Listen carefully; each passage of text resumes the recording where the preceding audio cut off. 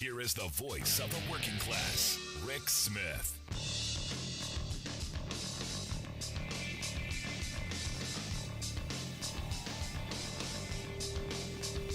And welcome, brothers, sisters, working class heroes. This is the Rick Smith Show.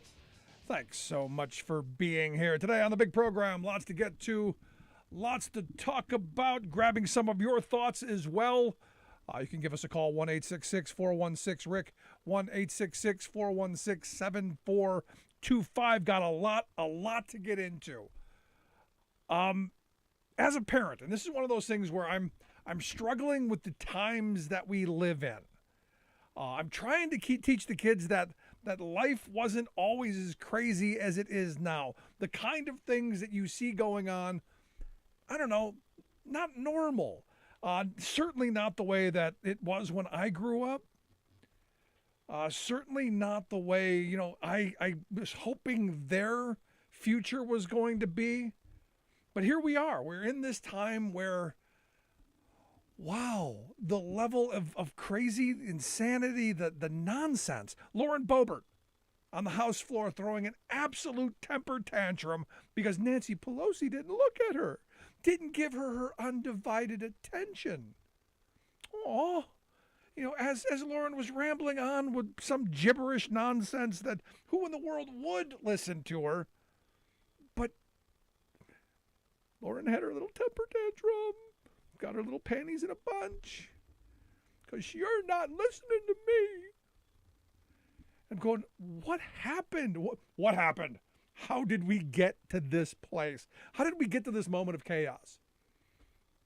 And it was one of these things because I'm sitting at dinner talking with my son, and he's saying, "Hey, I got a debate tomorrow in class, and it's over, the book Animal Farm, and something about a windmill, and he's debating on whether the windmill should be there or not, and I'm going, my wife and I both said, well, of course it shouldn't be, because Donald Trump said it kills birds and causes cancer and makes noise. Of course it shouldn't be.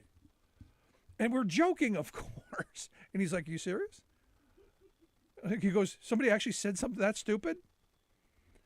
I had to look it up on the Googles, played for him the quote of Donald J. Trump, J standing for genius, had to play the clip for him. And he's going, he was president?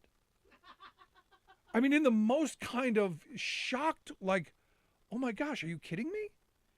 I'm going, no, you weren't paying attention. Even though Dad does this for a living, you really weren't paying attention, and we shielded you somewhat from that. But the level of insanity of those 4 years, oh my gosh. And he's going, does anybody believe that windmills cause cancer? And I'm going, I'm sure there are people in this country that believe that the noise from the windmill somehow causes cancer. And he goes, do they kill birds? I go, some, sure. I mean, but the biggest killer of birds are windows. Birds don't see windows. Bird run into window. How many times a bird hit our house? He's going, oh, yeah, that's a good point. I said, so what you do is you go in there and you argue that your expert source, the 45th president of the United States of America, said no windmills because cancer and killing birds, and they're ugly. And that should score you a couple of points. That should get you extra credit because you did your research, with your mouth open on the can, looking at YouTube videos. Because that seems to be where we're heading as a country. And look, you go, you're just being funny, Rick. Yeah. Sadly, I'm trying, but it's not funny that the president of the United States, that a 15-year-old goes, does somebody actually believe that about something a president said? Which then got us into this whole other conversation about the other really dumb president. And, since we were talking about animal farms, we were talking about animals, I had to throw out that George W. Bush had the incredible line of, I think human beings and fish can coexist. I want them to exist peacefully. You go, what? And he didn't believe that either. You go, no one would ever say that. So back to the Googles, and there he is. There's W. I think human beings and fish can coexist peacefully. And his mind is blown that this is the president. And it's got to be going through his head, why am I studying? Why am I reading anything? Why am I trying to get an education when that's what our president is? And we went through a whole bunch of the Bushisms, and we spent a lot of time just kind of going back and forth over just how bad some of these people are, and that they're not, they're not the gods. They're not, they're not role models. They're simply tools to get what we need to get done. For instance, one of the little quotes of George W. Bush that I found, and trust me, there are thousands. I could spend a day on simply all the dumb stuff he said during his 8 years. That was ridiculous. Like how he marched around the Oval Office, lifting up the pillows, looking for WMDs.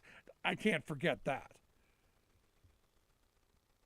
But at one point, this was back in 2005, he was marching around, doing one of his little town halls.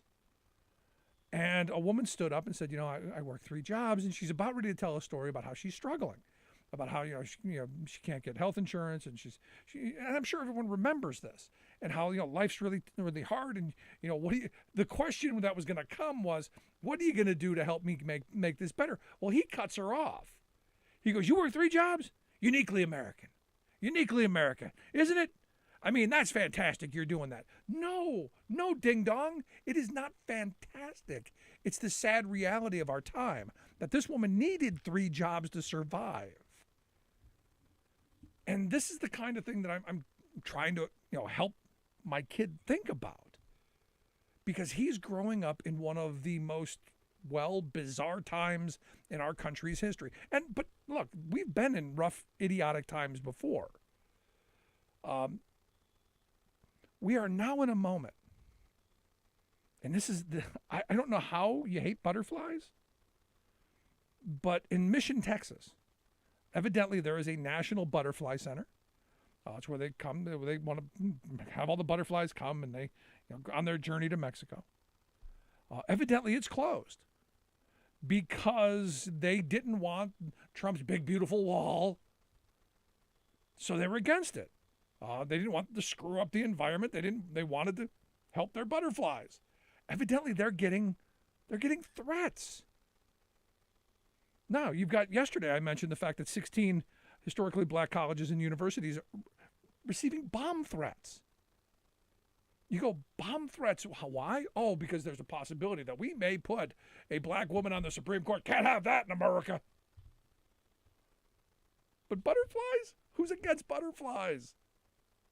Evidently crazy people. And this is where we are. And look, trying to explain to my kids that there are lunatics out there, there are extremists out there who are very dangerous, is not something I'm thrilled to have to do. For instance, in our neighborhood, there are people flying Confederate flags. Explaining to them what that means is a struggle. Because, it's about the heritage. It's about the heritage of treason. It's about a heritage of tearing this country apart and wanting to do that. The Nazi flag is being flown again. There's a rally down in Orlando, Florida over the weekend of people doing the Nazi salute with Nazi flags. I'm not making this up. In fact, Ron DeSantis, the governor of Florida, was asked about it and asked to condemn it, and he refused to condemn it. Refused. Simply because, they're just asking to use some type of political issue. No, ding dong. This is which side are you on? Are you on the side of us, the non-fascist Nazis, or are you a card-carrying, flag-waving, Hitler-saluting fascist? Are you, or have you never been a fascist Nazi? And look, this is that moment. Which side are you on?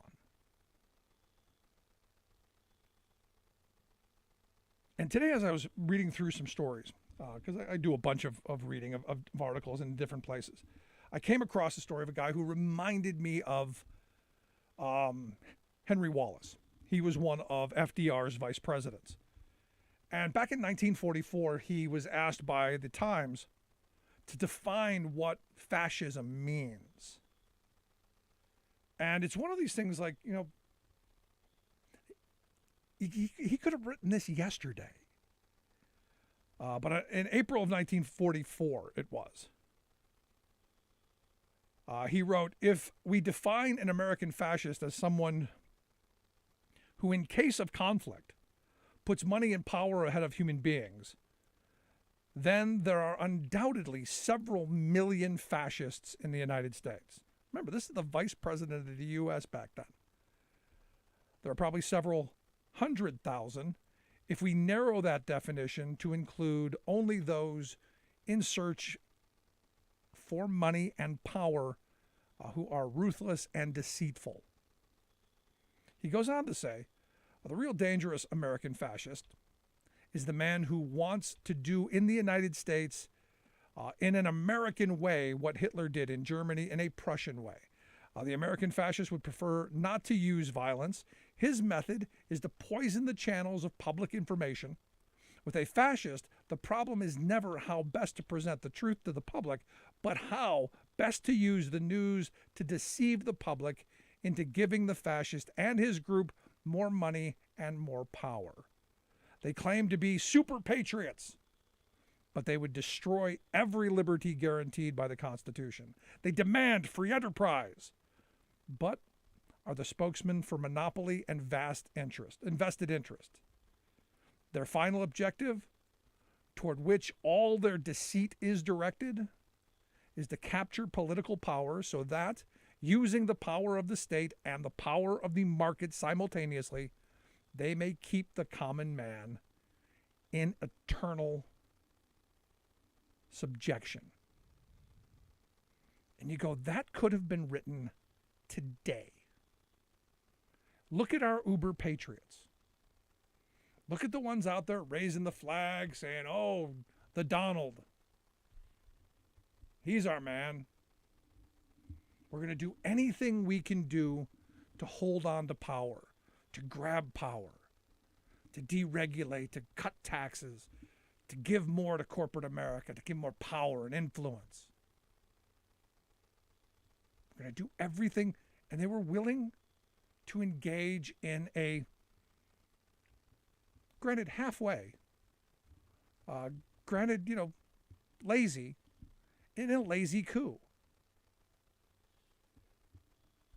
They had it all written out. The game plan was there. Like any coach, the pages just had to be flipped, had to get the players in the right positions, had to execute. Problem is, you had a couple of players who weren't quite with it. Which is why, they had the gallows out in front of the Capitol. Why? Message to Mike Pence. Do what we say, or what were they chanting on January 6th? Hang Mike Pence? Somehow, Mike Pence's access card was denied for a bit of time that wouldn't let him get out of a parking garage?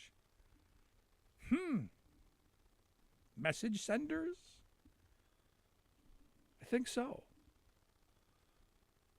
But here we are in this moment where you go, but Rick, that's that, all that fascism stuff, that's in the past. No.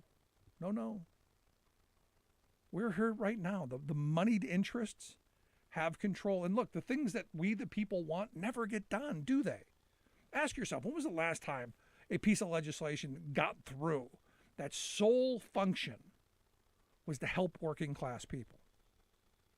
And then ask yourself, when was the last time a Republican pushed for that? I can't ever in my lifetime remember. And, as we've been talking about over the last several months, the Republican Party has told us who they are every step of the way. And what triggered this for me was in talking with my son about some of the George W. Bush quotes, of which there are plenty that are funny. There is one that triggered my mind and took me in this direction. And it's the one that where W says, our enemies are innovative, and so are we. Our enemies want to cause us harm, and basically so do we. And, I thought about that. I'm going, was that a mistake? Did he slip? Was it an oops? Or was it, well, did he mean it? The exact quote was, our enemies are innovative and resourceful, and so are we. They never stop thinking about new ways to harm our country and our people, and neither do we. And I look around and I'm going, again, was that something that was an oops? Or was that something, oops, I said out loud, oops, shouldn't have said that?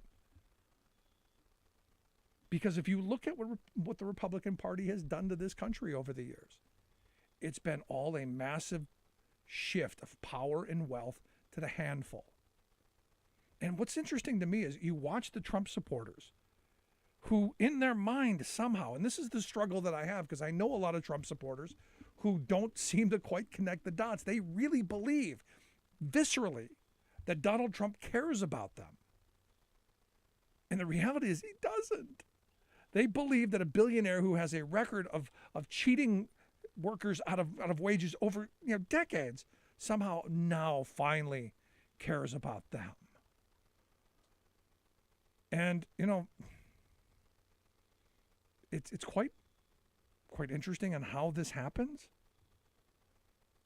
but it's also scary because he doesn't care. In fact, you look at the January 6 rioters, the story now is, well, he was thinking about pardoning them. He was asking people, should I pardon them?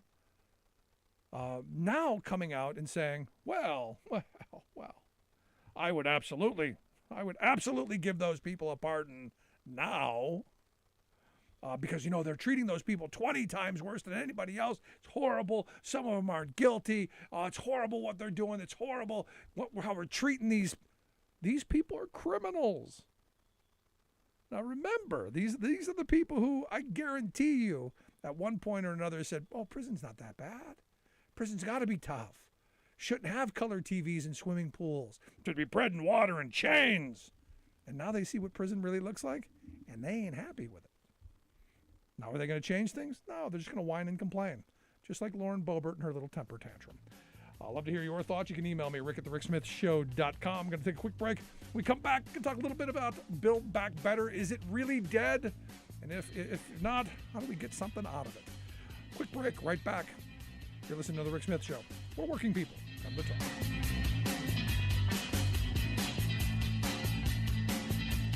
I'm Rick Smith, and this is Labor History in 2.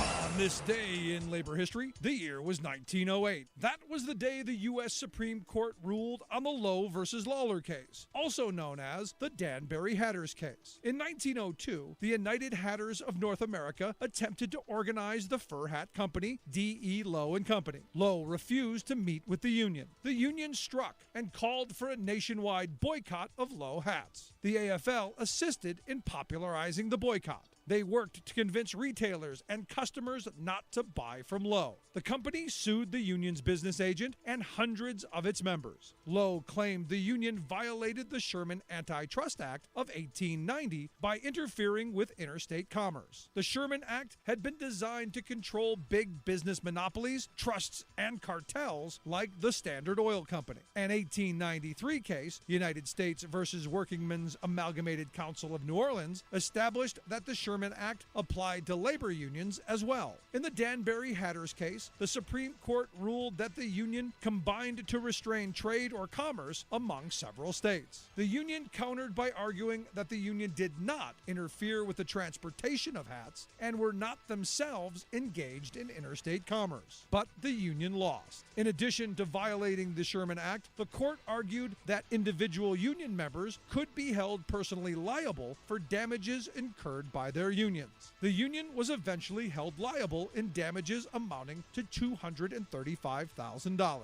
The AFL pushed back, demanding reforms in the Sherman Act. Partial reforms came with the Clayton Antitrust Act of 1914, but it would be another 20 years before the Norris-LaGuardia Act would exempt organized labor from antitrust injunctions. Labor History in 2 brought to you by the Illinois Labor History Society and The Rick Smith Show.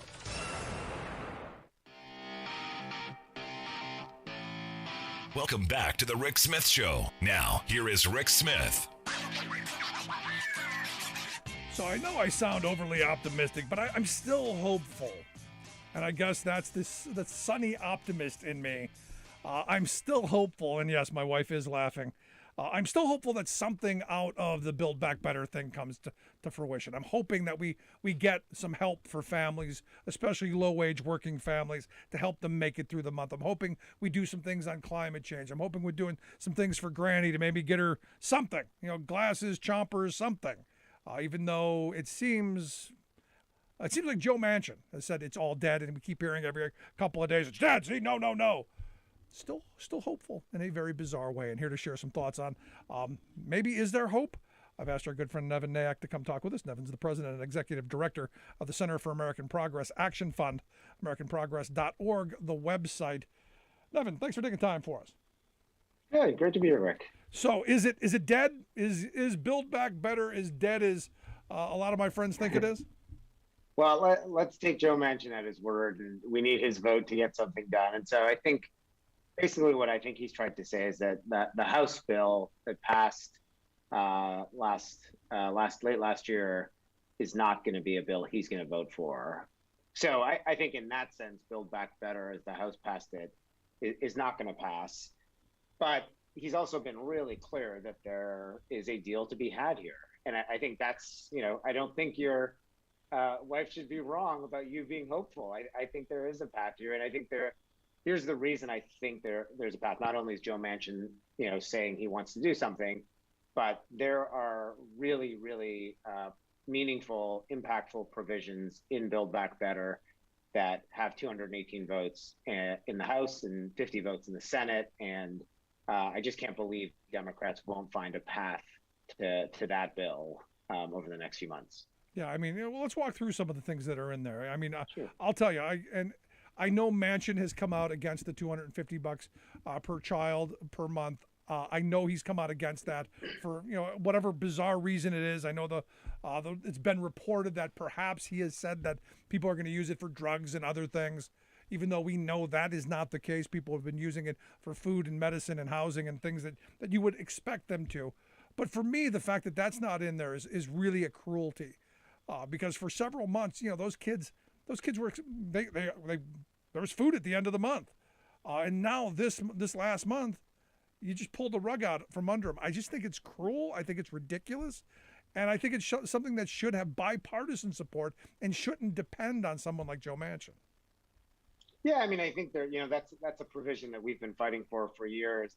I have to say that, having seen it in effect over the last year, it's truly remarkable the difference it has made in people's lives. The fact that the child tax credit helped cut child poverty in this country by 40% in the middle of a pandemic, no less, when a lot of people were just getting back into the workforce, is really a testament to how powerful that one provision has been, that one policy has been. And it's just a reminder that, child poverty in this country is a choice, that we have the tools to make sure that no kid in this country has to live in poverty, no kid in this country has to go hungry.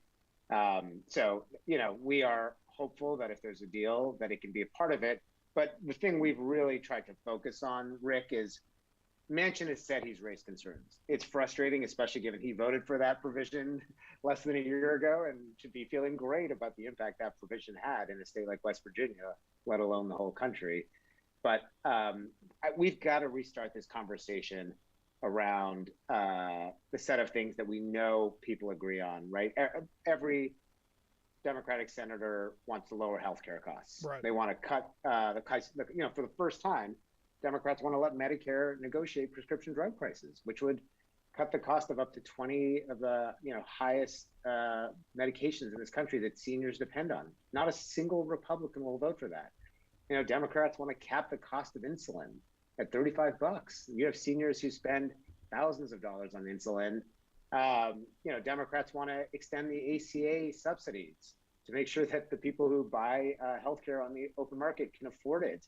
So there's a set of really, really important provisions, including expanding Medicaid to the 12 states. There are a lot of things Democrats can do to lower healthcare costs that can pass. There's a lot of agreement around cutting the cost of family care. We've we knew this beforehand. I've got two little kids.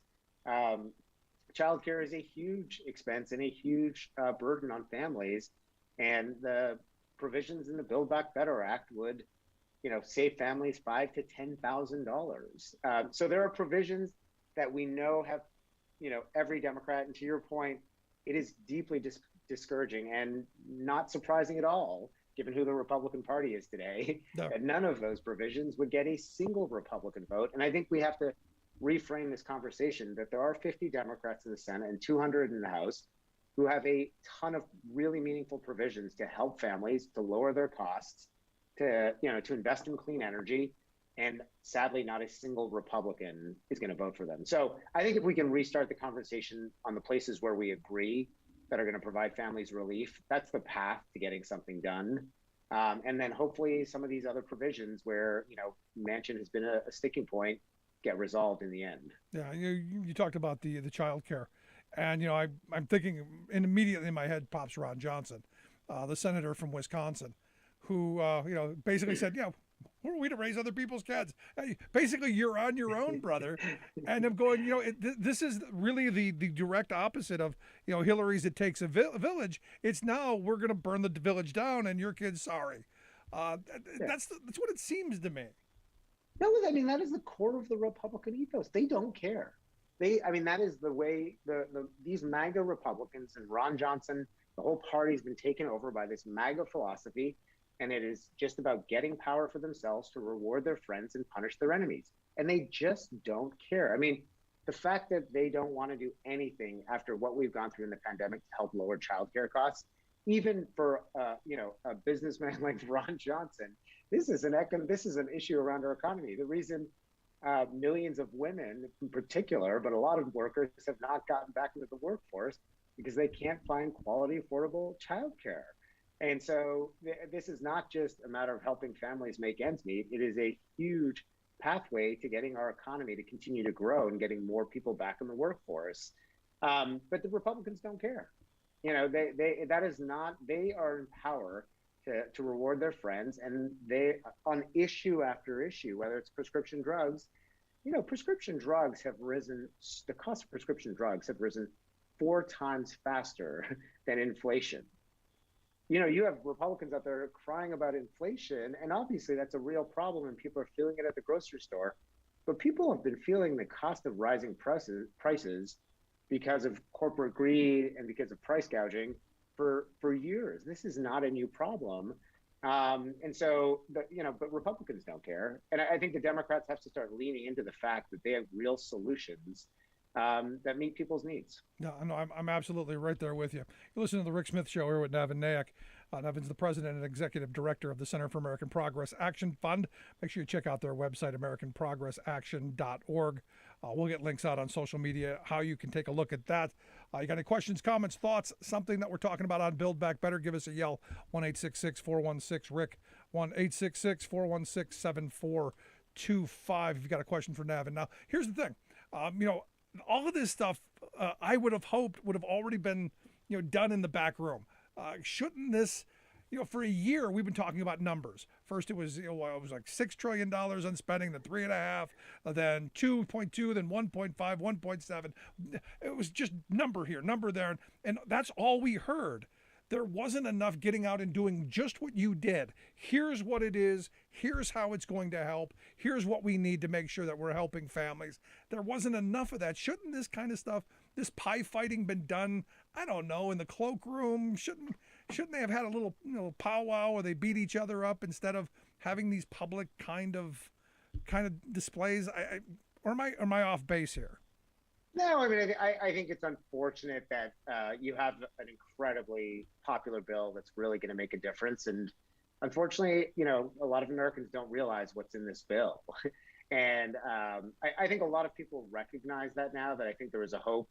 Listen, the Democrats are trying to solve really big problems and make a big difference in people's lives. And they need every single vote basically in the House and every single vote in the Senate. So there's been a lot of attention paid to that and not enough attention to actually telling the American people what this deal is. So yes, let's keep negotiating. Let's try to find a way to and do it behind closed doors. And at the same time, go and communicate to the American people what this bill would do to lower healthcare costs, lower family care costs, lower energy costs.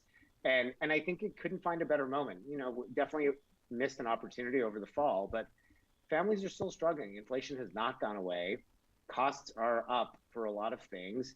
And Democrats have a real plan to help families cut their costs. And the average family, if your milk prices and grocery prices and gas prices go up, but your childcare prices and your pharmaceutical prices get cut dramatically, you're ahead. And there's a real plan and a proposal that Democrats have to go and sell and communicate. And I think this will be a really important part going into the midterm elections. No, and this hopefully, and this is where I know that at least my Republican friends don't care about hypocrisy, but this is where the party of family values should be called out as well, not being the party of family values, because this Build Back Better plan, the things that you've laid out would be extremely helpful to working families, especially low-wage workers.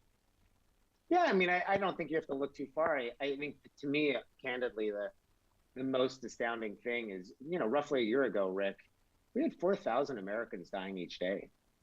I mean, it was just a stunning thing. And I know we were already a year into the pandemic at that point, and we were all a bit numb, but we had 4,000 Americans dying each day from COVID.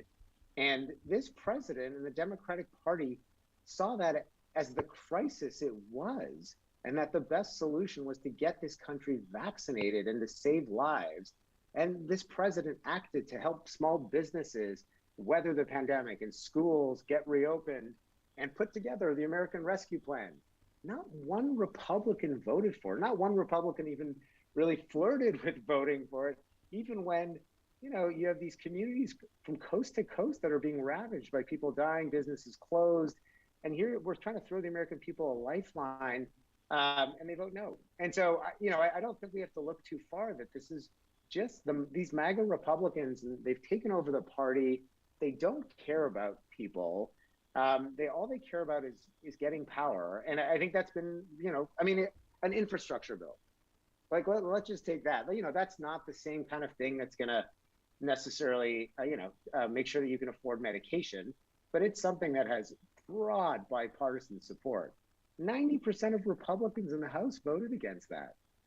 Right? Against investing in our roads and our bridges, investing in clean water infrastructure, investing in broadband. I mean, really common sense things to just help solve problems, move this country forward. And the Republicans aren't interested. Yeah, and it wasn't even enough to meet our needs, to be honest, as much as right. And this is where I've been stuck. I'm glad we've got the $1.2 trillion infrastructure bill. I'm glad it's going to start. But here's the reality. The reality is the American Society of Civil Engineers said we need $3.6 trillion. And they said that 2.5 years ago. So we're way behind. But this is a good first step. And this is where I do have a problem, because I know a lot of my Republican friends, they want privatized everything. The government shouldn't be doing this. This isn't a function of government. When roads and bridges are the function of a functional government. No, and I think this is where it's like the partisanship is, clouds everyone's thinking. I think Donald Trump wanted an infrastructure bill. Donald Trump promised an infrastructure bill. Donald Trump, talked about infrastructure every other week when he was in Washington. He just couldn't get it done. And, I think part of that is, this party isn't actually interested in going to Washington to solve problems. Right. That really hasn't been, what's the biggest accomplishment Republicans had when they had control? Tax cut. A $2 trillion tax cut Yep. for the wealthy, right? I mean, that, we don't need to know more about what their priorities are. It just isn't a working people. Yeah, they're not interested in solving problems, just creating them. And, Right. we're in the middle of a pandemic still. We're still dealing with this. We've got problems going on overseas. And yet at every turn, I turn on Fox News, I turn on right-wing blather talk radio. The outrage candy that they're feeding people is how horrible the economy is, how the sky's falling, how Joe Biden's destroying the world. You would think that there would be nothing on the shelves. Everybody was standing in a bread line with their hand out, waiting for someone to give them something. And that's just not the real world, but it's the reality that they're being painted. Yeah, and I think that's a great example of how much the Republican Party, Fox News, their only interest is returning to power. and it's not power to do good. They just actually, they want power to, like I said before, reward their friends and punish their enemies. And, Mitch McConnell refuses to offer an agenda of what they would do if they were to reclaim the Senate. And the only thing Kevin McCarthy said is he's going to, censure a bunch of Democrats as punishment. So I think the reality is that it's really unfortunate, but Fox News, Republican Party, they're rooting for failure. I mean, I can tell you this, Rick, with 100% certainty, that if this economy were happening under Republican control, if Donald Trump were in the White House, all we would be hearing about is 5% economic growth, 5.5% growth, 6 million jobs, the record jobs ever under one president in a year. All we'd be hearing about is wages are starting to go up finally. I mean, there is a really great economic story to tell. There are challenges. We shouldn't dismiss the fact that inflation is a problem, families are struggling, but Republicans would be crowing about this economy, and Fox News every day would be touting what a genius Donald Trump is for having, he promised us 6% economic growth when he was a candidate. Of course, every year was 2% until he had negative growth, obviously, in his last year. But Joe Biden has created an economy that is strong, and it's strong because we're investing in working people again. And that's something we should be proud of. And I think Americans should feel good of it. We have work to do, and that's what Build Back Better, is continuing the work we've started. But there's a lot to feel good about in terms of how quickly no other country, not a single other developed country, has gotten back to where their economy was before the pandemic. The U.S. economy is in a stronger place than we were before the pandemic hit. So things are heading in the right direction, and I think we've got to do a better job of talking up the successes. You are spot on that one. And in fact, I talked about that yesterday, how the one quarter Trump had 3% growth, and we're back. It's the greatest thing ever. We've done this wonderful stuff, and you're spot on. They do spin very, very well. But Navin, I appreciate you taking some time, sharing some thoughts with us. I know we'll be talking about this again as this continues down the road, but I appreciate the time. Love it. Great to join you, Rick. Thanks. Good stuff. Navin Nayek, President and Executive Director of the Center for American Progress Action Fund, AmericanProgressAction.org, the website, if you want to take a look at the work that they do. Quick break. Right back. Stick around. You're listening to The Rick Smith Show. We're working people. Come to talk.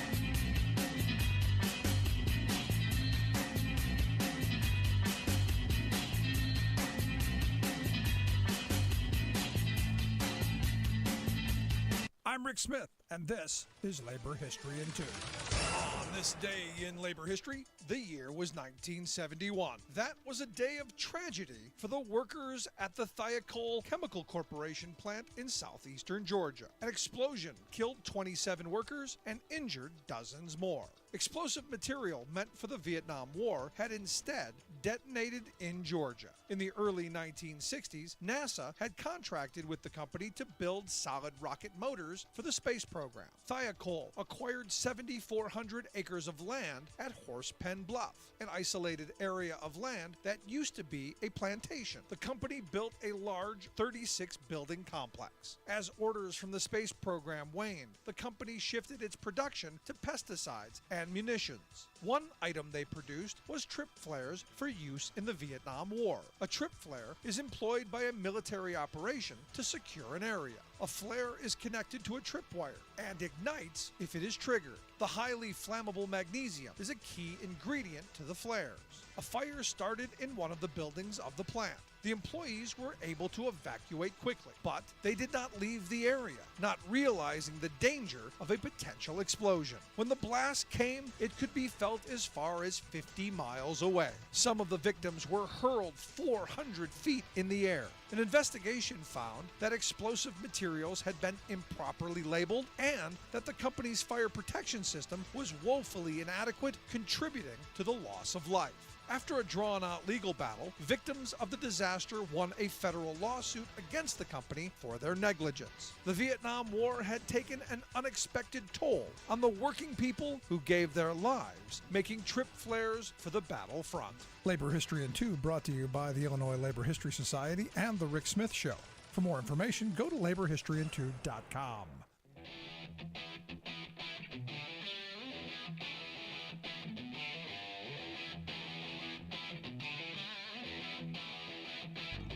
Welcome back to the Rick Smith Show. Now, here is Rick Smith.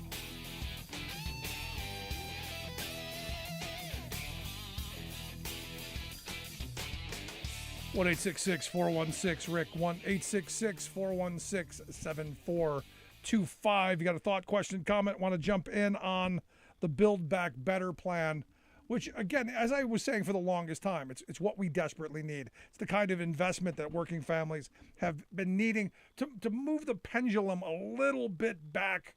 I'm not saying it's no way near where it should be, but to move it back in the direction of we, the working people.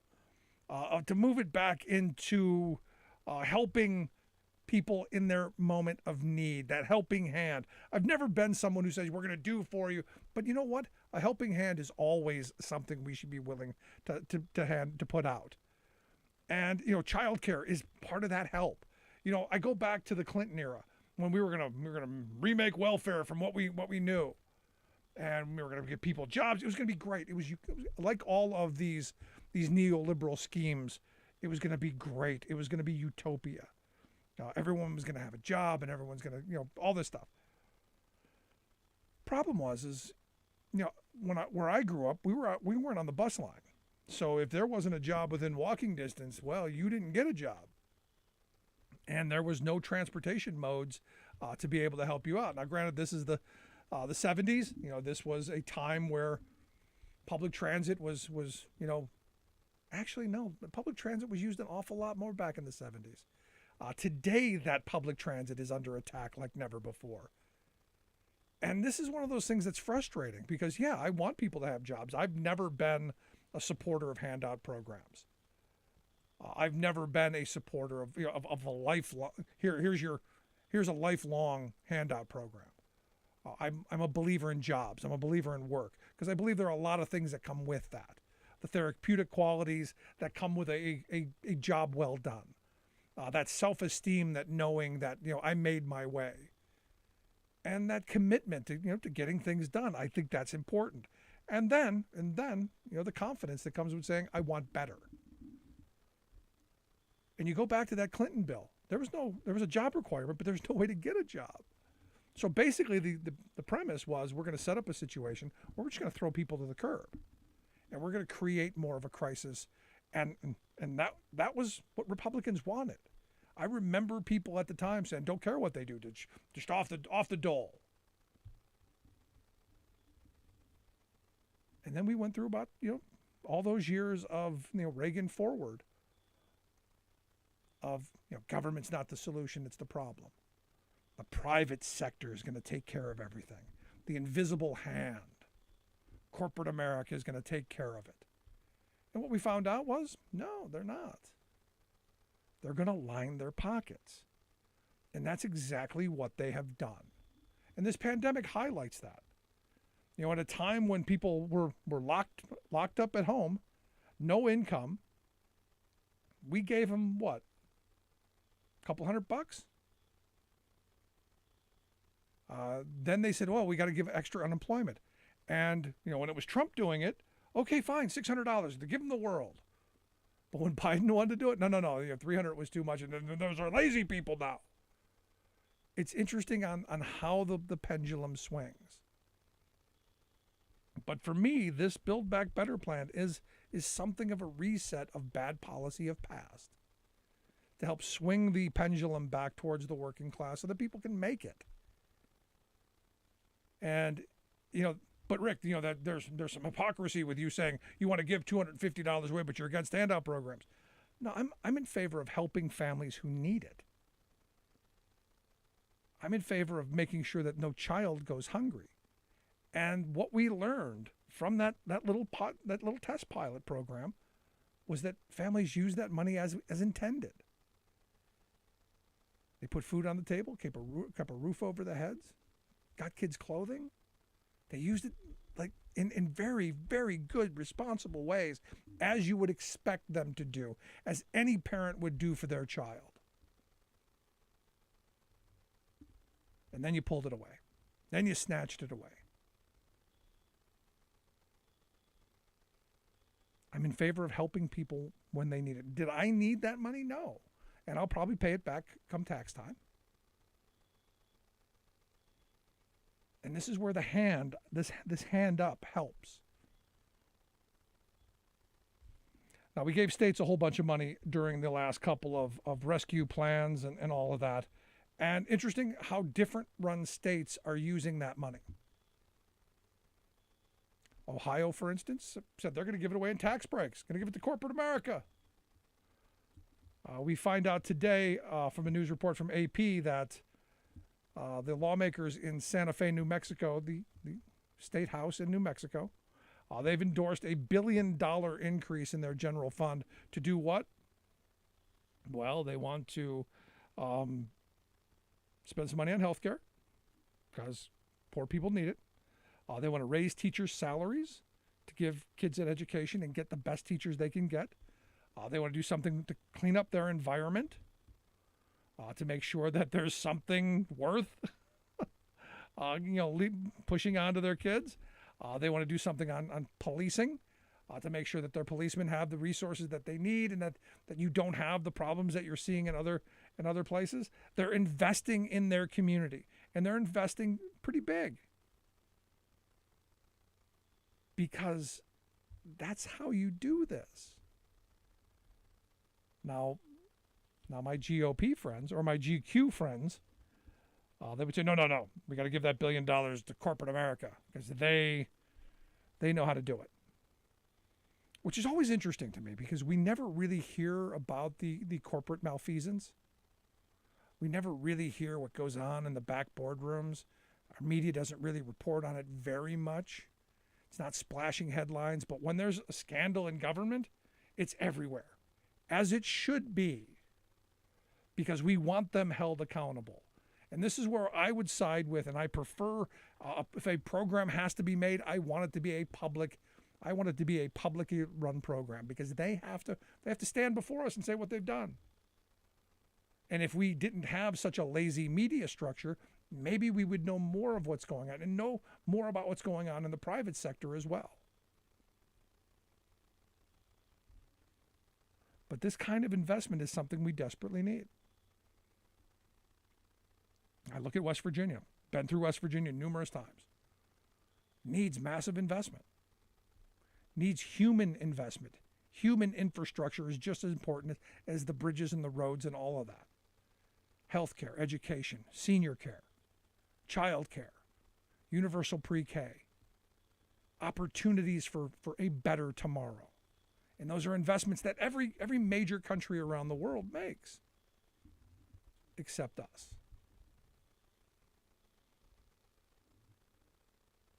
So I'm curious. This Build Back Better plan, Joe Manchin has said it's dead. Navin Nayek said, hey, there might be a chance. I'm curious your thoughts. You can email me, rick@thericksmithshow.com, or give us a call, 1-866-416-RICK, 1-866-416-7425. Now, I came across this story that has me, well,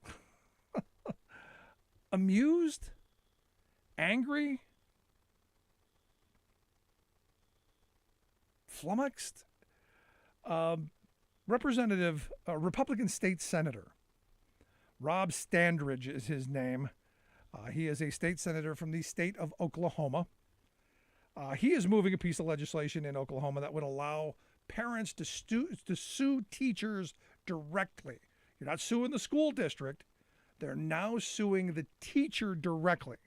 And parents could sue these teachers for up to $10,000 per incident per individual. So if you're in a class of 50 kids and you say something, 50 kids' parents can sue you for $10,000 apiece.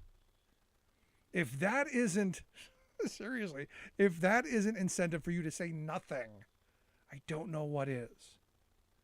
Because they have said in this law that it would have to be paid from the teacher's personal resources, that it could not receive any assistance from any other individuals or groups. So even if you wanted to do a GoFundMe account to help cover the cost, no. It's got to come out of their pocket. Now, I'm not quite sure how you would stop that, but this is how mean-spirited this stuff is. And not only would you be sued for $10,000 per incident per individual, the legislation would ban people from teaching for 5 years because they would be immediately fired upon being sued. And I'm going, doesn't Oklahoma already have a hard enough time getting teachers? Who in their right mind, if you're a biology teacher, you go into Oklahoma because, I don't know, you're going to teach evolution, and the kook crowd that says, no, you can only teach, creationism. Because it's our religiously, sincerely held religious belief. You can't do that. Because we believe. If you're a gym teacher, say you're a health teacher, your job's to teach health. You going to teach anything about birth control? When the abstinence-only crowd, because it's their sincerely held religious belief. In fact, we went through a whole period where the ACA can't give, you can't mandate everyone give birth control. You going to get sued for that? Heaven forbid you use the A word. Heaven forbid you say there's an option of getting an abortion. Oh my gosh, that would be immediate. I think that would be gone beyond. I think that would go beyond the lawsuit. I think there would be a public flogging that would come with that probably.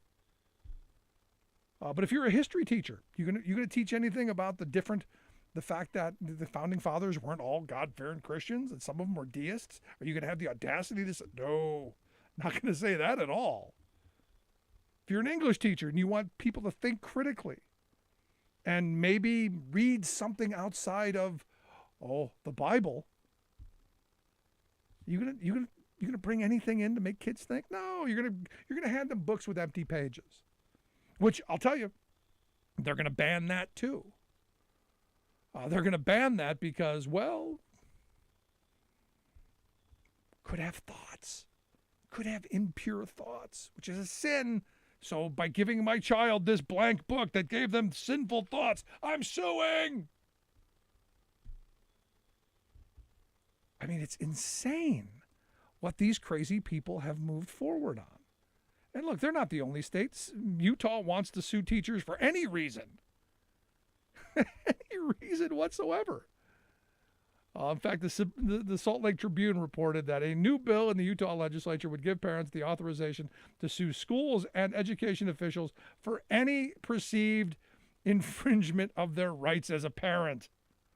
They say the bill appears to create a legal free-for-all in which a parent to file a lawsuit and seek monetary damages if they feel any aspect of their child's education steps on their rights as a parent, or if they feel it's objectionable.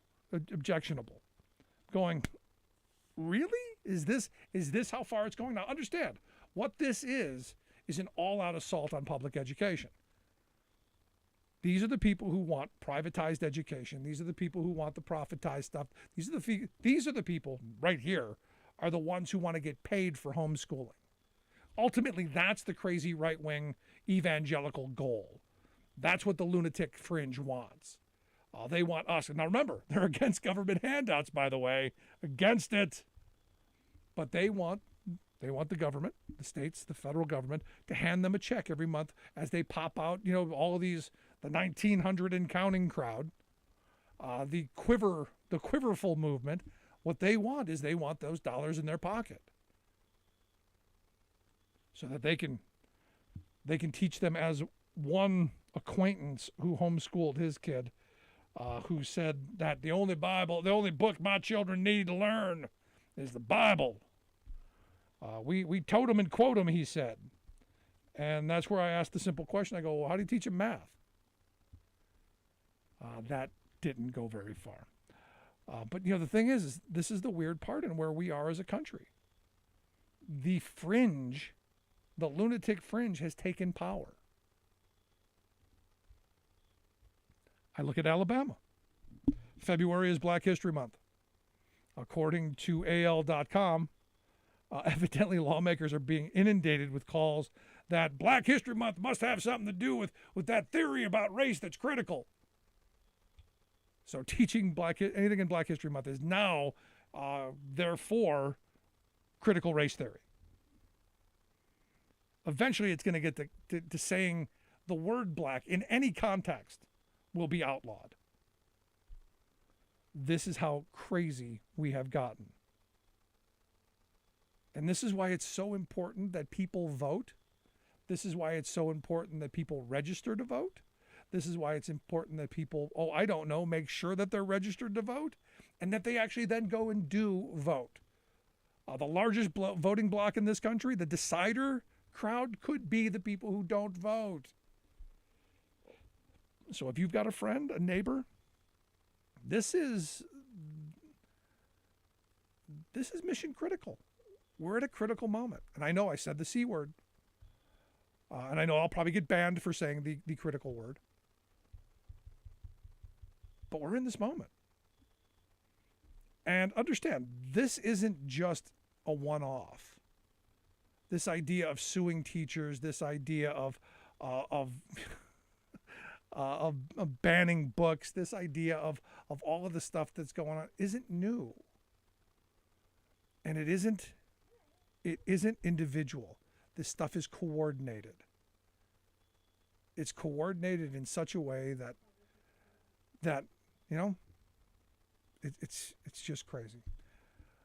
I got about 40 seconds. Alice, what's on your mind? Hey, Alice, I got about 40 seconds. What's on your mind?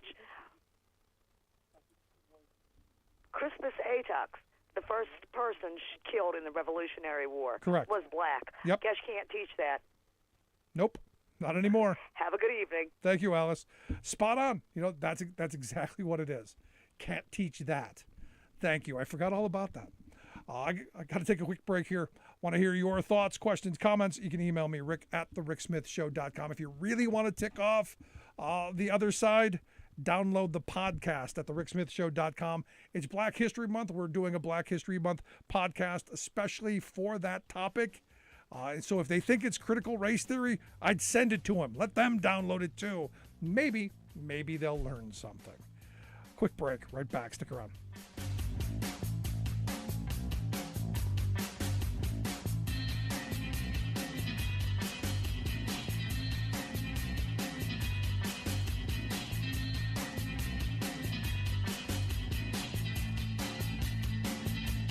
I'm Rick Smith, and this is Labor History in 2.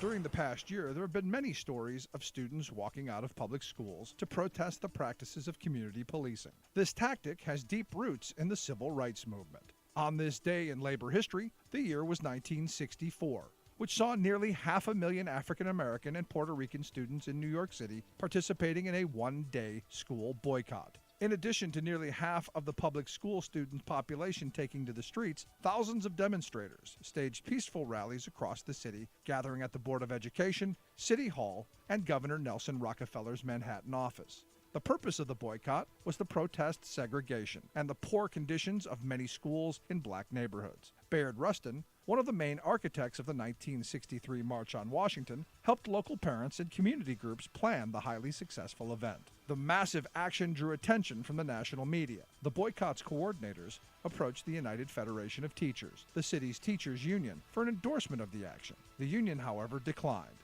although many teachers did individually support the effort. Despite the success of the action, the school board remained unwilling to change its policies. After the 1964 boycotts did not bring about the change that they had hoped, Rustin and many of the local black organizers of the protest went their different ways. Rustin closely aligned himself with the UFT. He hoped to use the union's power to build a labor civil rights coalition to effect change. Other members of the boycott coalition turned to black community power. They advocated for black community control of local schools. These different tactics resulted in lingering tensions between black activists and the teachers' union. that would help to shape New York's politics for the decades that followed. Labor History in 2 brought to you by the Illinois Labor History Society and The Rick Smith Show. For more information, go to laborhistoryin2.com, like us on Facebook, and follow us on the Twitters at Labor History in 2.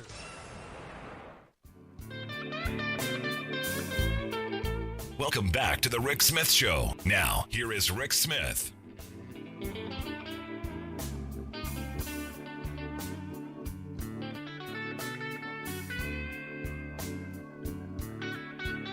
1-866-416-RICK, 1-866-416-7425. You want to jump in on our conversation. I'm still stuck on Oklahoma. Oklahoma, what is wrong with you?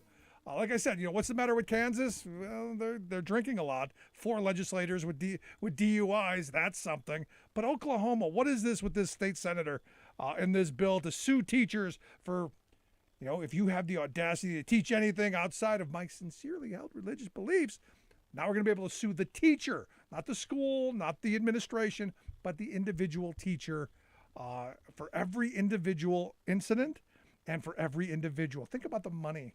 Just think about the money. And here to share some thoughts on that, I've asked our good friend Sarah Burris to come talk with us. Sarah's a reporter over at RawStory.com. Make sure you check out their work.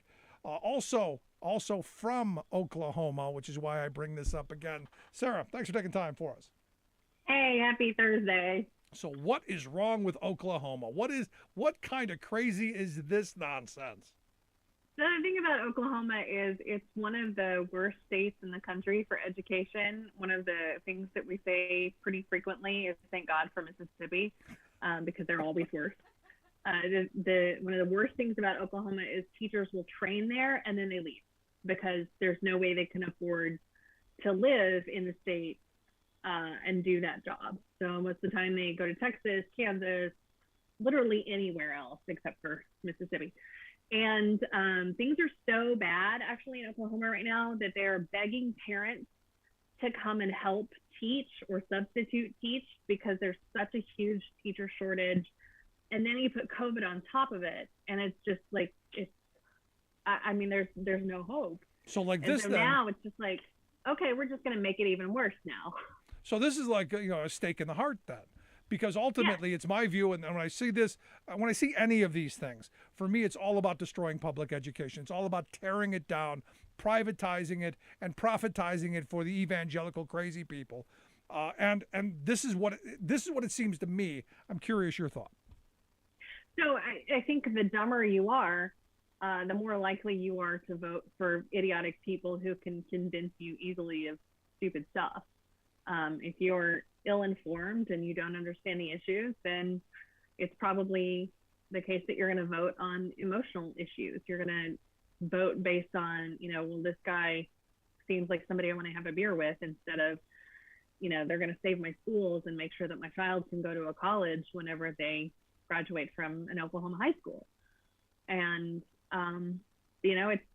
it's sad because, when I was there, Oklahoma schools were starting to get a little bit bad. Like there was a fight with the governor at the time was Frank Keating, who called teachers slugs publicly at a press conference. So there were big protests, and that was really the first time I remember in my life that there became this huge battle over education. And ever since then, what I've seen is it just consistently goes downhill. And now, it's become kind of a business liability because nobody's going to move their company to a state where their employees don't want their children to go to school. People don't want to live in those communities. And so it's going to be really difficult for a lot of these, states and cities and towns to bring in new business if nobody wants to relocate there to work there. Yeah, no, so it's just going to end up being worse and worse and worse. It's crazy. It's crazy where we are in this moment. I do want to move on though, because you've got some great stories this week that I've got to run through. I think my favorite of the week, and there's a bunch of them, but I think my favorite so far is the Capitol rioter who claimed he thought he was in a gift shop. Look, if you got to come up with a defense, you might as well make it ludicrous and ridiculous.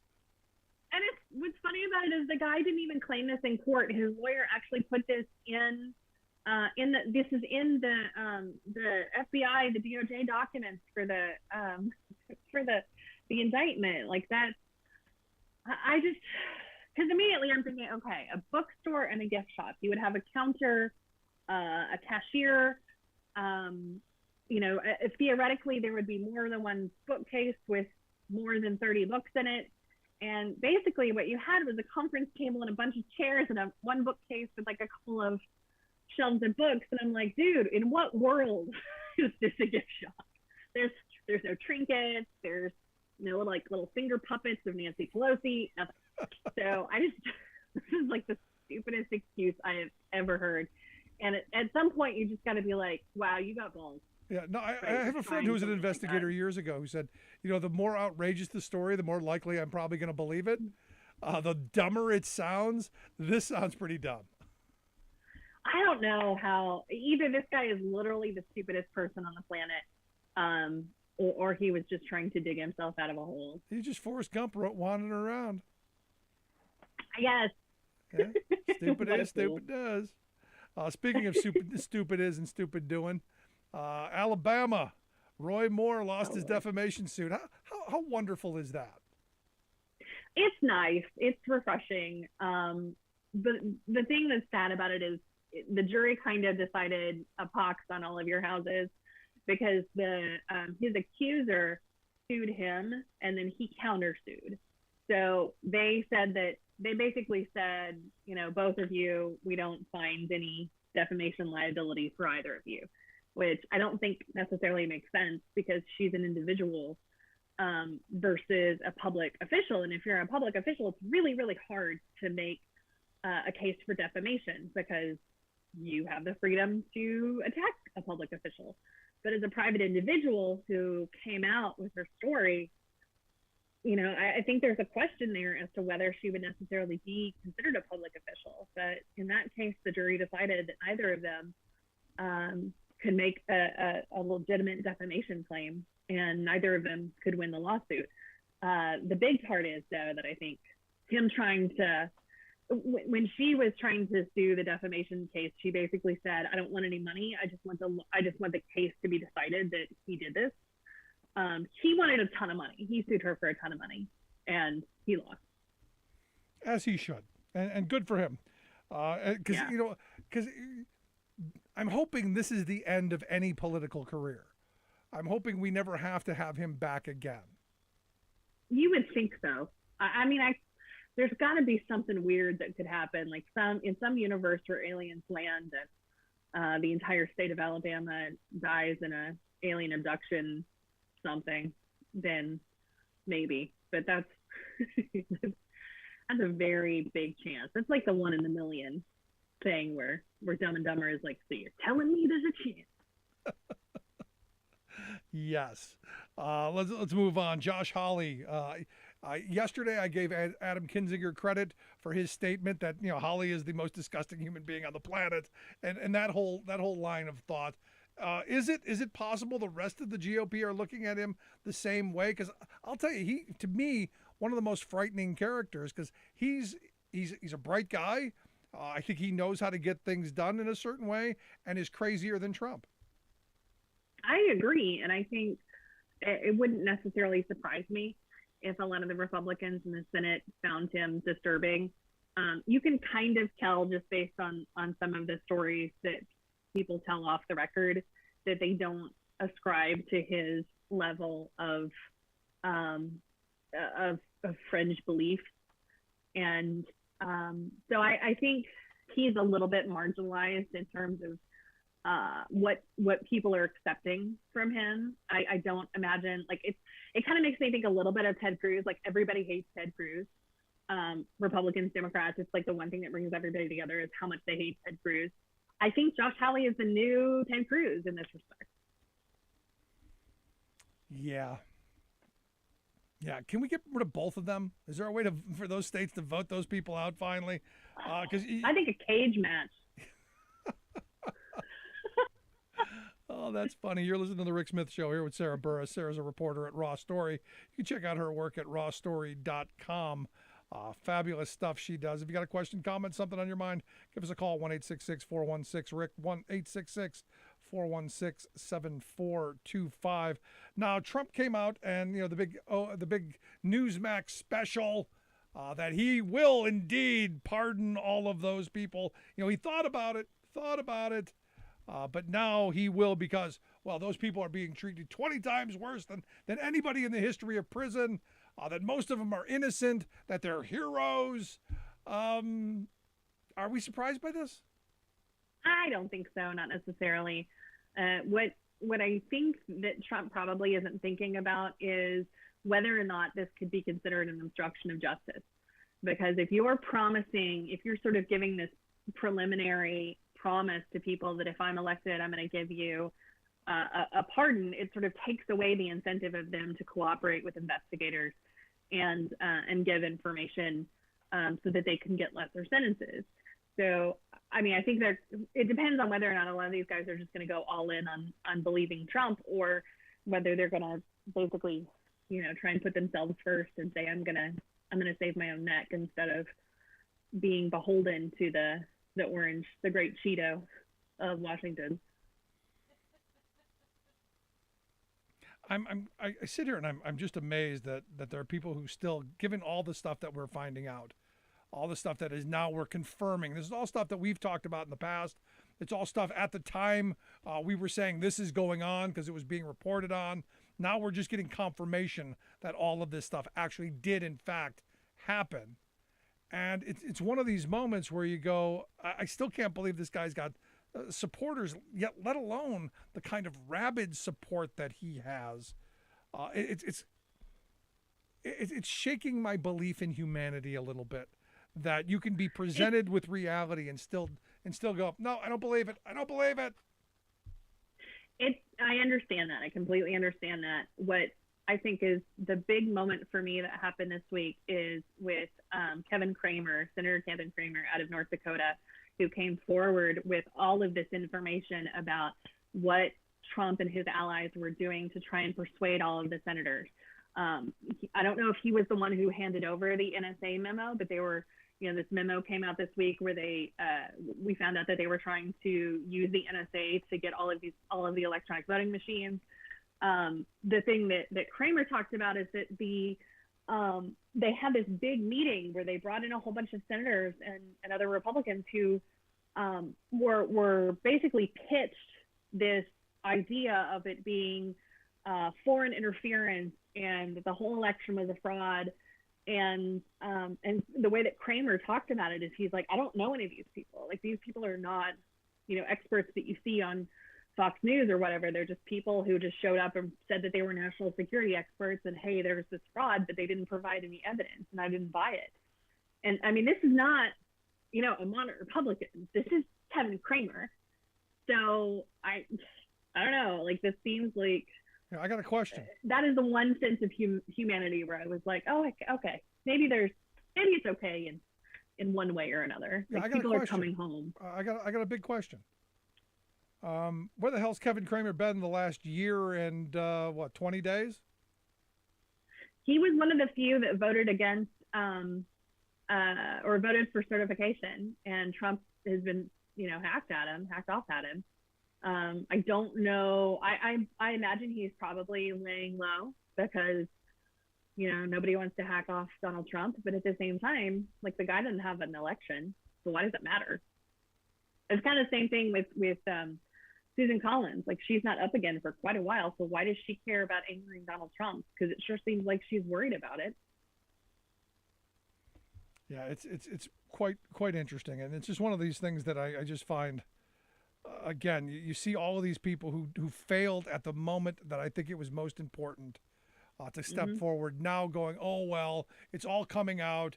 I better now fess up before they start coming for me so I can cut my deal or make myself look decent out of it. Or when it mattered, when the country was in turmoil, you were nowhere to be found. And what we're seeing this week, too, is one of the stories I wrote or that I tweeted about was this Zogby poll that came out that kind of drilled down, asked people a lot of questions about what they feel about the insurrection. And it's something like 78% of people over 65 said that that this was the worst attack on democracy in the United States since Pearl Harbor. 78%, that's an election right there. Like you've lost an entire generation of voters that tended to be more conservative. Yeah. And I mean, I wonder how many Republicans are seeing this and they're like, oh crap, like we're on the wrong side of this, which no, I feel like we tried to tell you, but I'm hoping the party dissolves and something sane comes out of it, or, maybe we get something even crazier. I'm not quite sure. Especially when you look at the people that are in this.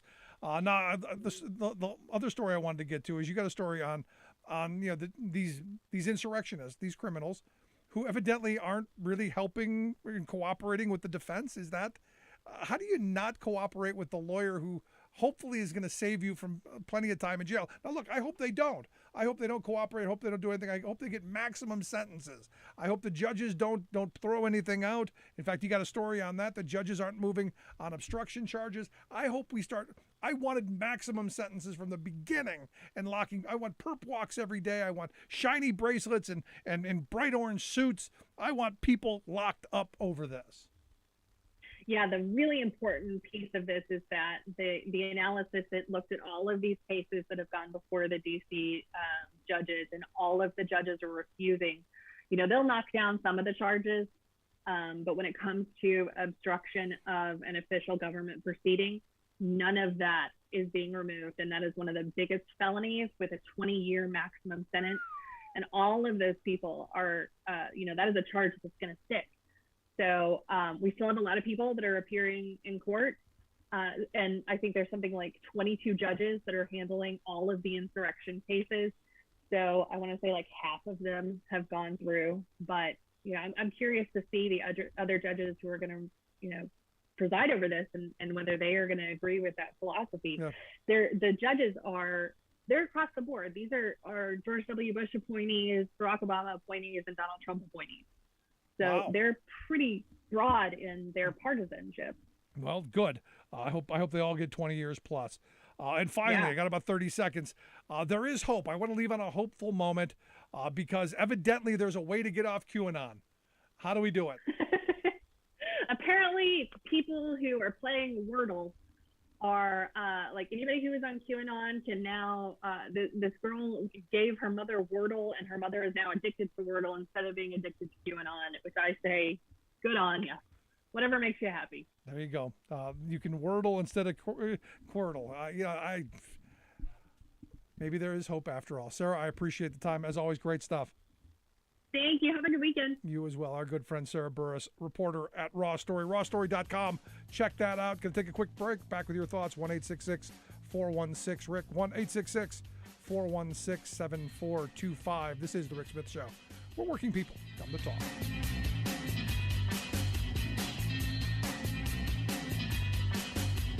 Nationwide boycott of low hats. The AFL assisted in popularizing the boycott. They worked to convince retailers and customers not to buy from Lowe. The company sued the union's business agent and hundreds of its members. Lowe claimed the union violated the Sherman Antitrust Act of 1890 by interfering with interstate commerce. The Sherman Act had been designed to control big business monopolies, trusts, and cartels like the Standard Oil Company. An 1893 case, United States versus Workingmen's Amalgamated Council of New Orleans, established that the Sherman Act applied to labor unions as well. In the Danbury Hatters case, the Supreme Court ruled that the union combined to restrain trade or commerce among several states. The union countered by arguing that the union did not interfere with the transportation of hats and were not themselves engaged in interstate commerce. But the union lost. In addition to violating the Sherman Act, the court argued that individual union members could be held personally liable for damages incurred by their unions. The union was eventually held liable in damages amounting to $235,000. The AFL pushed back, demanding reforms in the Sherman Act. Partial reforms came with the Clayton Antitrust Act of 1914, but it would be another 20 years before the Norris-LaGuardia Act would exempt organized labor from antitrust injunctions. Labor History in 2 brought to you by the Illinois Labor History Society and The Rick Smith Show.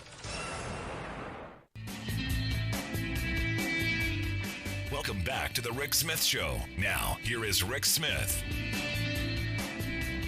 So a lot of listeners have sent me this story, and this could be an interesting moment. Evidently, there's a report out by the folks at Johns Hopkins University. And look, I think throughout the pandemic, a lot of people, including me, have looked at Johns Hopkins as the voice, the folks who compiled the data, the most trustworthy of them. Evidently, according to Johns Hopkins, this study says that it was the ill-founded COVID lockdowns did more harm than good. In fact, they went on to say that they have contributed to reducing economic activity, raising unemployment, reducing schooling, causing political unrest, contributing to domestic violence, and undermining liberal democracy. And I'll tell you, I agree 100% with that. I don't know, and maybe this is where we're going to talk to our next guest and get some thoughts on this. They're saying the mitigation of deaths is very low. And it said what they came out was it was reduced mortality by just 2.9%. I'm not quite sure how they came to that number, but this could be a game changer. And here's some thoughts on this study and where we should be going from here. I've asked our good friend Dr. Keith Pochick to share some thoughts with us. Keith, thanks for taking time. Rick, thanks for having me. So let me get your gut reaction. Thoughts? Yeah, I mean, a meta-analysis, which was this type of study where basically you review lots and lots of other studies and determine which ones fit the bill, is, a generally pretty accepted study design, study approach, with the caveat being this particular study was designed and written and published by economists and not by public health experts. So I will expect that we will see some, I don't necessarily want to say rebuttal, but kind of a counterpoint, I think, probably by the public health experts here within the next couple of weeks. I mean, they took over, I want to say around 1,200 studies and whittled that down to 34 using various criteria. And anytime you see that, that type of reduction in study volume, you have to ask yourself why. And it's not that I'm trying to doubt their motives, but and the other thing I think we have to realize is that probably the overarching point in all this, and I think you hinted at this already, Rick, is that there's such a strong relationship between public health and the economy itself. And when one is trash, the other is probably going to be trash as well, just for obvious reasons. When the economy is really doing poorly and people are unemployed and there's terrible access to healthcare, and no one has the funding to be able to get there and get to the doctor when they have a problem, outcomes are going to be poor. And on the other side of the coin, when you have for example, obviously a pandemic that's raging through the country, the economy is going to suffer. So it's there's this balance between the two that they don't have to necessarily be at odds because they're so linked to each other. But those are some of the I guess complicating features and factors in that in that study, is that it's really difficult, I think, to tease apart the two and how they interact with each other. Right. Now, clearly at the beginning of this, you knew that it was going to reduce economic activity. You knew unemployment was going to go up. You knew schooling for children was going to hurt. You knew, political unrest was going to happen, as people, throw temper tantrums and do all that. Unfortunately, domestic violence, alcoholism, drug abuse, all of the horrible things you knew were going to happen. But we were told the reason we were doing this was so that, people weren't going to die, and that we weren't going to blow out the healthcare system and cause more people to die by not getting the care that they need. Yet this report says the lockdowns had no noticeable effect on reducing COVID-related deaths. Now, understand, this was published in the Johns Hopkins Institute for Applied Economics. They're looking at it from that frame, but is it fair to say it had no effects, no noticeable effects on COVID related deaths? I think that one of the things we have to that we have to realize, and this is tough. I mean, there are just confounders in how people behave when and they call it the SIPO, the shelter in place order, the SIPO, when they go through the pages of the study and they're instead of lockdown, which makes sense, but all of that lends an intensity to the problem itself when public health authorities and governments are saying, hey, we're going to have to shut things down. We're going to close schools. We're going to close private business. We want you to actually shelter in place. And that in and of itself just changes other behaviors of people. They're going to be more likely to wash their hands. They're going to be more likely to put on a mask. They're going to be, less likely to go out, into public and potentially get themselves exposed. And none of that's really measured. So it's just, it gets down to this paradox of prevention itself is like, how exactly do you measure prevention? And it's super challenging to do. We're Americans. We like to see the sexy, like last minute save, where someone's at death's doorstep and they got one foot on the grave, the other on a banana peel, and the brilliant doctor comes in and makes the diagnosis and institutes the right treatment. But no one wants to really focus on what which people never got sick in the first place. And so that's, I think that's one of the challenges here. But I'm with you. The economy itself affects everyone's health. So anything that's going to, any policy that's going to put the brakes on the economy is going to impact people and their personal health and their family's health.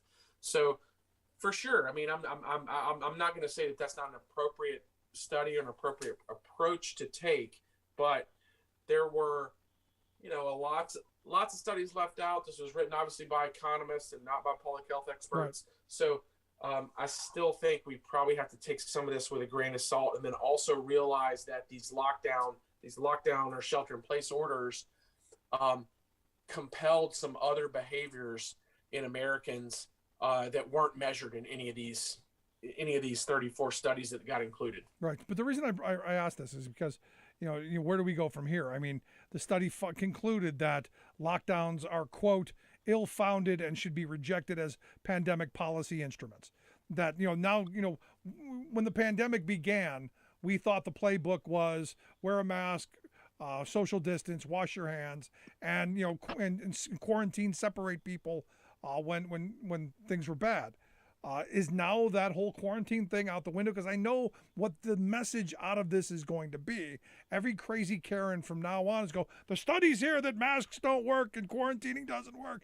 This is coming. Right. And I think that's where we kind of have to pump the brakes, because this had nothing to do with masks. This had nothing to do with distancing. This had nothing to do with vaccines. This had nothing to do with washing your hands. And it was really focused on just the lockdown and shelter in place orders.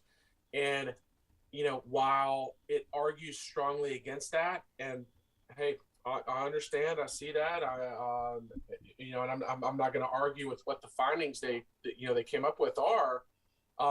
We also have to understand that people changed lots of other behaviors that Correct. Weren't measured in right. this particular meta-analysis. And I think that the other thing we got to understand is that we could have totally shut down COVID if we could have instituted a worldwide 1 month lockdown where no one left their dwelling, even if they were they were actively dying and they couldn't go to the hospital, and healthcare workers couldn't go in, and grocery store workers couldn't go in, and no one delivering groceries or supplies could travel at all. We could have stopped COVID because it would not have transmitted if we could have enacted that. But that's something that you can't, practically and pragmatically actually enact. Nope. So where some of this has to go back to where the rubber meets the road on how you manage a pandemic like this. Yeah, I'm actually just surprised that, and this shows you how low my standards are. I'm surprised we've done as well as we've done, to be honest. But that's just my thoughts. If you're just tuning in, you're listening to the Rick Smith Show here with Dr. Keith Pochick, talking a little bit about this study from Johns Hopkins, the Institute for Applied Economics, and the statements that they've got on the COVID lockdowns. If you got a question, comment, thought, something on your mind, 1-866-416-RICK, 1-866-416-7425. Now, the question that I've got going forward then is now the time that the Biden administration goes, let's get past it. It's over. You look at Iowa, for instance, where the Republican governor there said, we're going to end the public health disaster proclamation. No more masks, no more, none of this. We're going back to normal. It's in the past. It's just now, it just is. Is that the right direction? I mean, I think to be honest, I think we're probably moving in that direction. I don't think that we're, that as a country and looking at our numbers that's the smart thing to say tomorrow. Our cases definitely are falling. Week to week, we're seeing, I think, about a 40 or 50% reduction in case numbers. Hospitalizations across the country have fallen 10 or 12%. The death numbers will be following closely behind that. All of those follow a different timeline. Obviously, you're sick before you die, and you get COVID before you actually get sick enough to go to the hospital. So, those follow a distinct timeline, and we're seeing the cases fall off, the hospitalizations starting to trend down, the deaths are going to come down next. But I think that it's not a time to say, hey, it's over and spike the football just yet. But I think the other thing I think that a lot of us are going to have to get comfortable with, and some people are way too comfortable with this already, is that we're going to have an individual tolerance for risk. And how we behave and how we act is going to be based on what that tolerance is. Does that put some people at undue risk because of that? It probably does. But this is the balancing act. I mean, this is the high wire act of like we said, public health and the economy and people's livelihoods. Is that how exactly you balance all that out, and what degree does government have control over it? Yeah. Now, what I'm getting a bunch of responses on is, that the people who were pitching these ideas, the people who were in charge of doing this, didn't actually follow them. And again, I got this email about the Los Angeles mayor who, evidently got a picture of him and Magic Johnson maskless. And instead of just saying, hey, it is what it is, I took a picture, he came out with the whopper of a statement saying, I'll take personal responsibility, and if it makes you and everyone else happy, and even the photographer, even the photographs with the people were literally, I'm holding my breath for 2 seconds. I won't even do that. You go, wait a second. So is this, you were holding your breath and that's okay? This kind of hypocrisy, this kind of nonsense just gets blown out of proportion and makes people angry. And even me, look, if you didn't wear the mask, you did something dumb, say it. I did something dumb. Right. No, I agree with you there completely. And I think that for me and for where I sit or from where I sit and where I've trained and what I've done for most of my life is that I completely can sympathize with the let's flatten the curve, let's ease the burden on hospitals, let's make sure that healthcare workers are there to take care of people who are sick and aren't completely overwhelmed. And to what degree did we do that? That's debatable. Could it have been worse? Sure. Could we have done better? It sure seems like we could have. But that's was a huge important part, I think, behind the strategy for some of the mitigation measures, including the shelter in place orders. So right. But I also think that's one of the things, that I talked about really when we first started the conversation, is that when the government institutes a lockdown or a shelter in place order, a lot of people then, the alarm bells start to go off. They change behaviors that may not necessarily be, I'm just shutting it down in my house, but I'm washing my hands, I'm wearing a mask, I'm distancing, we're not having parties. So, that degree of, hey, look, this is serious, shot across the bow, could have changed many, many other behaviors, right, and impacted this. So last question I've got for you. We're coming out of this, and hopefully this is getting us through to where we're going to get beyond it. What kind of lasting damage do you see on the healthcare industry as a whole? I know I saw a story today that we're bringing in tons of nurses on foreign visas. We're because so many people are leaving. What's it going to mean for the healthcare industry as a whole, do you think? I think it mirrors a lot of other industries. You have folks on your show who are in the airline industry. You have folks on your show, who are in manufacturing, shipping, transport, education. Lots of people, I think, have renegotiated what work is supposed to mean and what an appropriate work environment is going to be.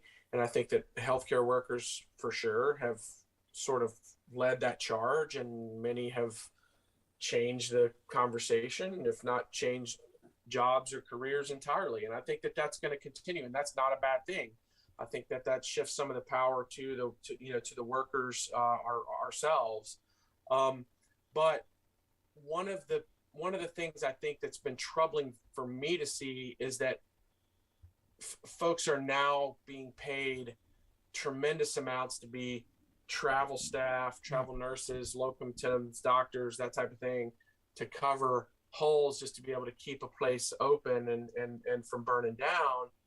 And that also breeds some toxicity among the staff who had stayed, to begin with. And, how exactly do you address that? I mean, I think that's, and also, has that hurt the budget? Yep. And we got a lot of problems going forward. No doubt about it. What those folks could do, what those folks could do with other, with other support staff. And yep. So, good point. Unsolvable, I think, at least in 5 minutes anyway. There you go. Keith, I appreciate the time. Always good stuff. Thanks, my friend. Our good friend, Dr. Keith Pochick. Quick break. Right back. Stick around.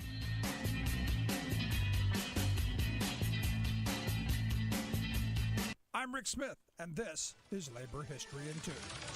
On this day in labor history, the year was 1971. That was a day of tragedy for the workers at the Thiokol Chemical Corporation plant in southeastern Georgia. An explosion killed 27 workers and injured dozens more. Explosive material meant for the Vietnam War had instead detonated in Georgia. In the early 1960s, NASA had contracted with the company to build solid rocket motors for the space program. Thiokol acquired 7,400 acres of land at Horsepen Bluff, an isolated area of land that used to be a plantation. The company built a large 36-building complex. As orders from the space program waned, the company shifted its production to pesticides and munitions. One item they produced was trip flares for use in the Vietnam War. A trip flare is employed by a military operation to secure an area. A flare is connected to a tripwire and ignites if it is triggered. The highly flammable magnesium is a key ingredient to the flares.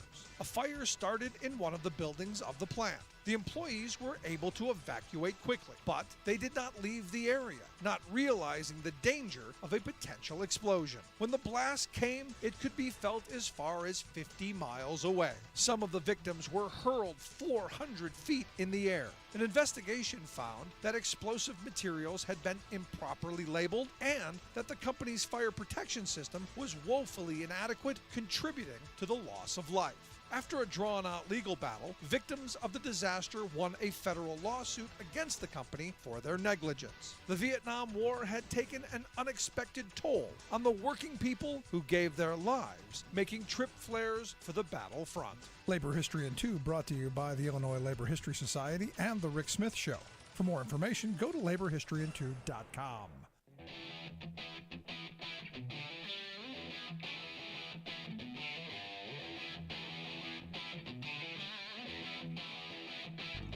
Welcome back to the Rick Smith Show. Now, here is Rick Smith.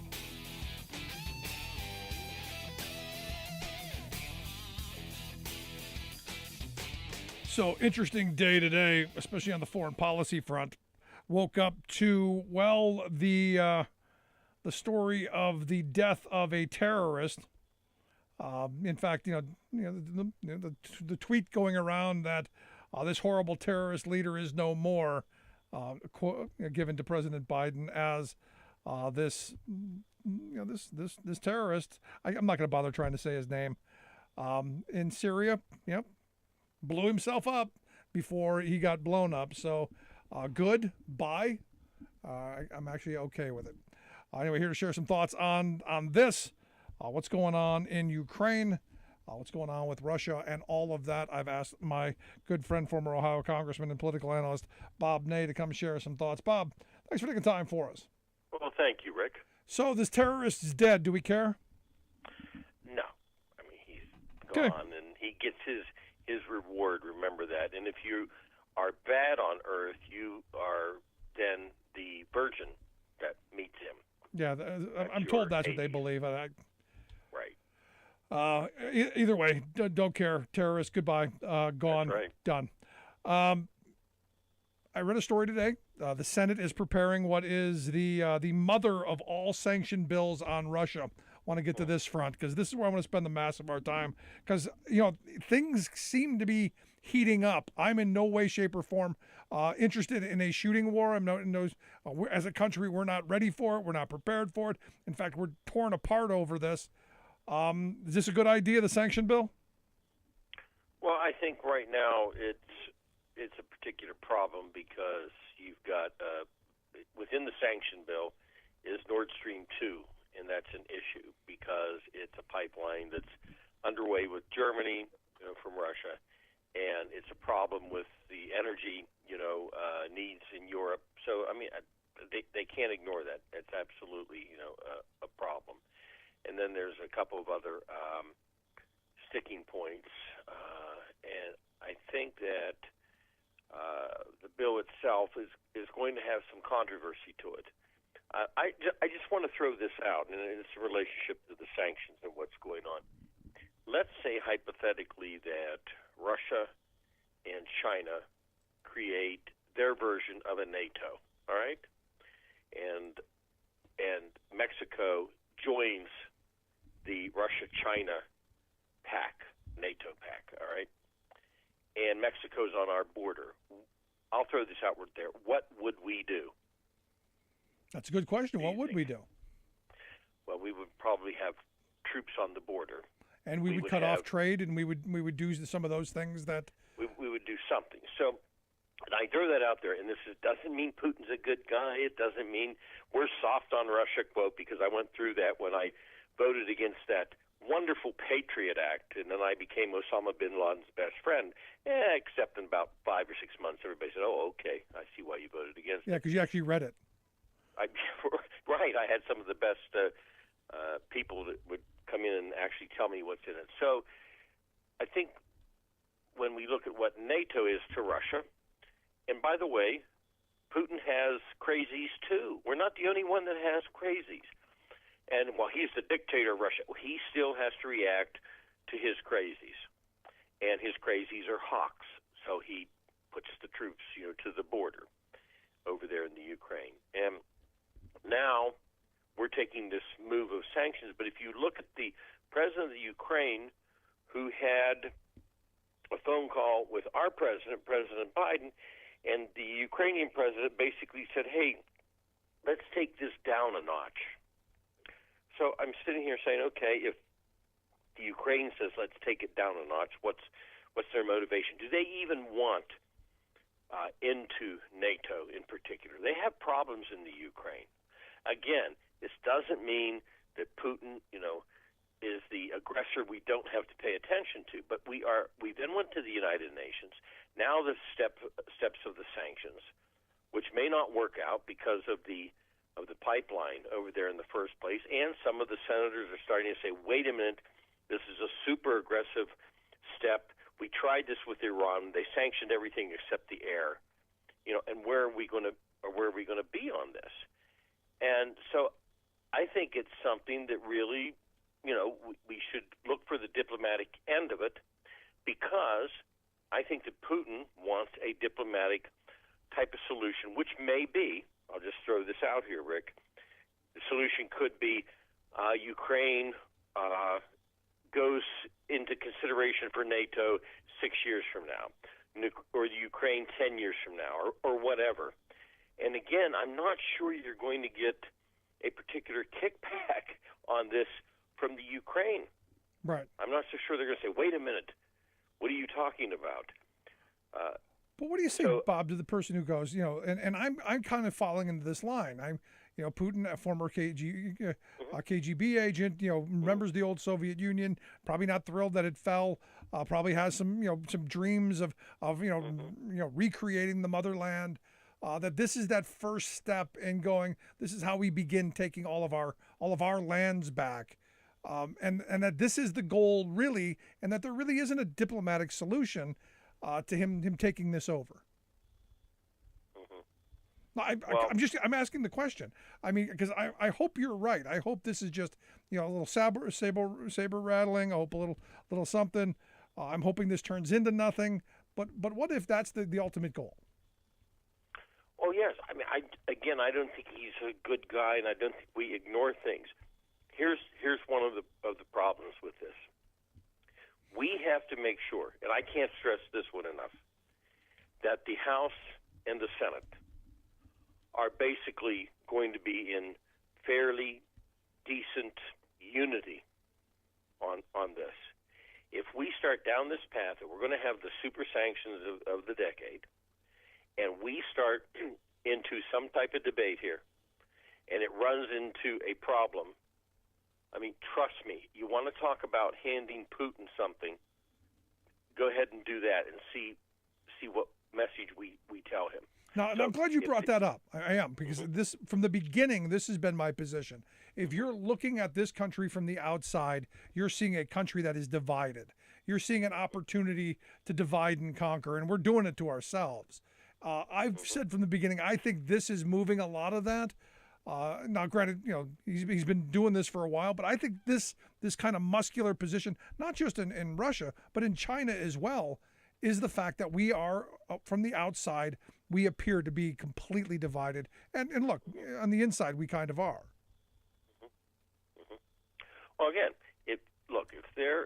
I'd be the first to say if there's a unity here, it doesn't have to be everybody, but if there's a basic unity here, and they start the process of sanctions that kick in, because the White House, the Biden administration is not, at this point in time right now, they're not really into imposing upfront sanctions. They're not.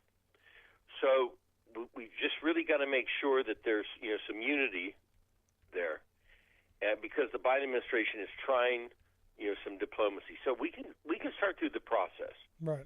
But if we don't have unity, then we really just, might as well tell Putin, do as you please. So again, I mean, I'm not against, doing something, but I think that we've just got to make sure that we don't turn this into some kind of internal political nightmare that really plays into the hands of Vladimir Putin. And right from the start, it looked like that. I mean, you had Nikki Haley coming out and saying, Biden and Harris should resign over how they've done that. Yesterday, you had the Josh Hawley stuff. You've got a little bit of crazy, popping its head up. Hopefully you're right. Hopefully some of them will come around. Now, today, the other big story was the fact that we're now saying that Russia was trying to fabricate an attack, a false flag, if you will. The question I come to is, one, how do we know this? And isn't this almost every war that you think Gulf of Tonkin, you think, everything started with a flash, and you find out later that, well, that flash was kind of fabricated. Isn't that kind of the MO for a lot of this stuff? Well, yes.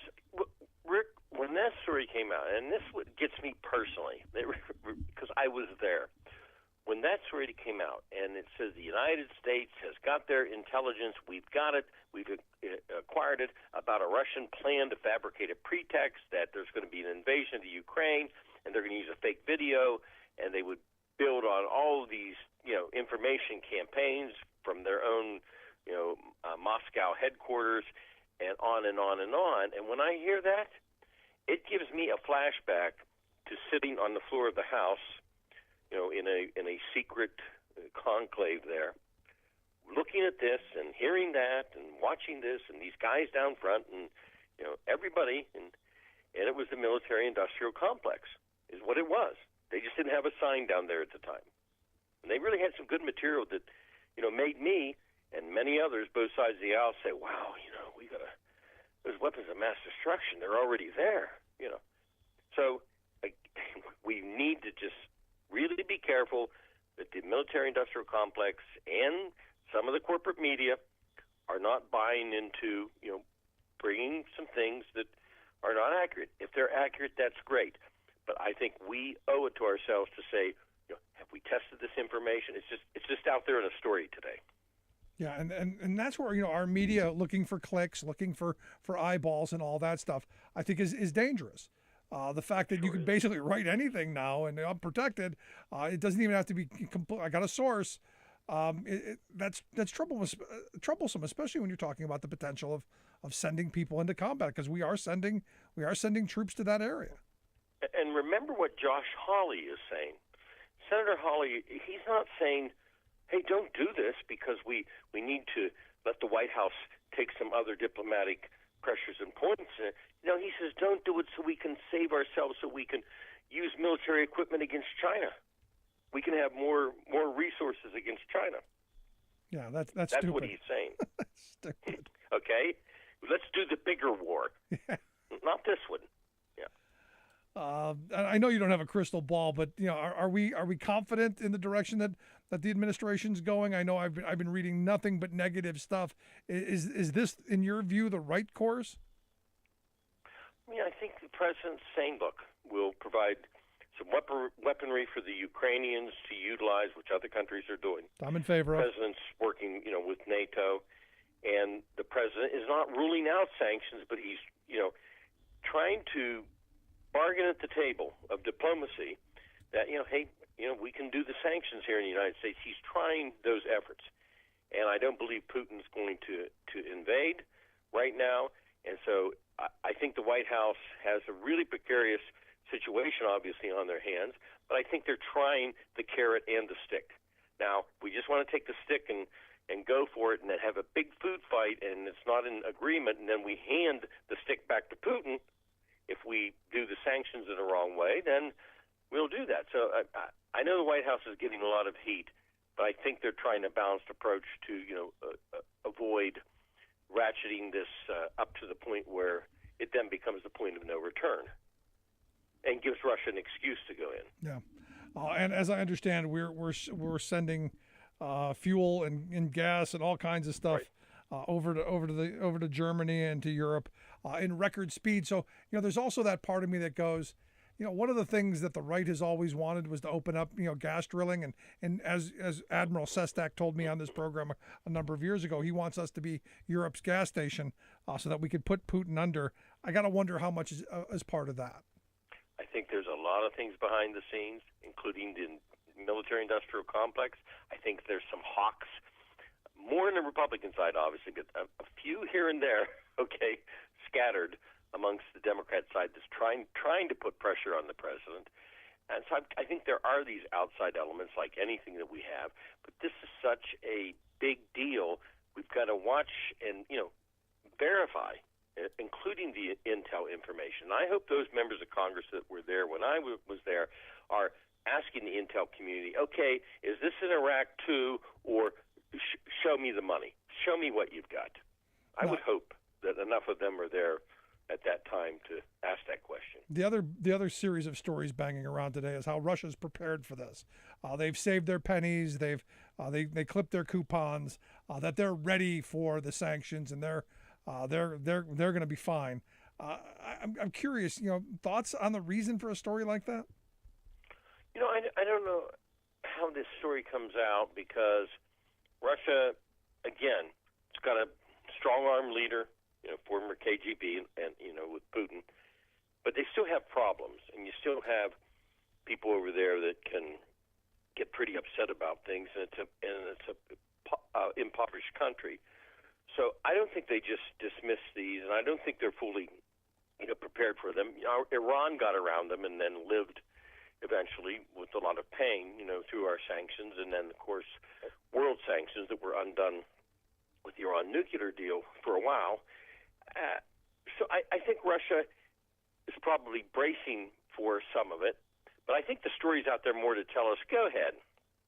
We're really not going to be effective. I think it's a propaganda story. There you go. I like that. Bob, I appreciate the time, the expertise, the insight. Thanks so much. Thank you. Our good friend Bob Ney, former Ohio Congressman, political analyst. Love to hear your thoughts. You can email me, rick@thericksmithshow.com. Is this posturing? Is this the military-industrial complex, the hawks, pushing us in the way? Is this real? I'm leery. I'm extremely leery when people, and as Bob has told me on a number of occasions in the past, he wishes he could tell what actually did happen during those discussions over going into Iraq with the tubes. Someday we need the investigation on how we got into Iraq. That would be another good investigation that I think, and maybe there's still people still around. Maybe we could hold them accountable too. Just is what it is. But it's Black History Month. I want to make sure everyone knows that we here at the Rick Smith Show are doing our first series on Black History Month, putting out a podcast. You can download the podcast anywhere where you get your podcasts, from iTunes to iHeart to Stitcher to Podbean and everywhere in between.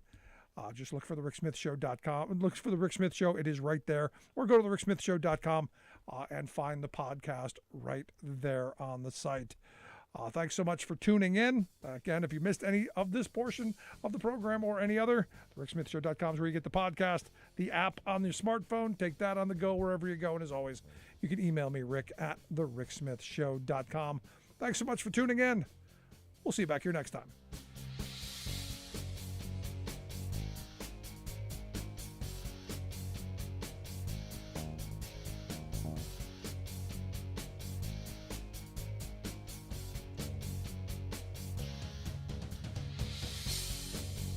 You've been listening to The Rick Smith Show. Email Rick at rick@thericksmithshow.com. Until next time, this has been The Rick Smith Show, where working people come to talk. We might expect that corporate billionaires and Koch-funded Republican right-wingers would be howl-at-the-moon opponents of a wealth tax, Medicare for all, and other big progressive ideas to help improve the circumstances of America's workaday majority. But Democrats? Unfortunately, yes. Not grassroots Dems, but a gaggle of don't-rock-the-corporate-boat fraidy-cat Democrats. These naysayers are the party's old-line pals, lobbyists, and other insider elites who are now screeching that Democratic candidates must back off those big proposals. Why? Because, they squawk, being so bold, so progressive, so democratic will scare voters. As one meekly put it, when you say Medicare for all, it's a risk. It makes people afraid. Excuse me, but in my speeches and writings, I say Medicare for all a lot. And far from cowering, people stand up and cheer.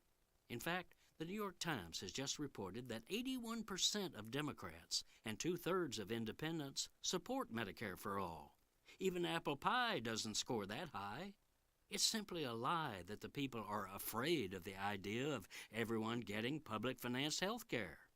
So who really fears it?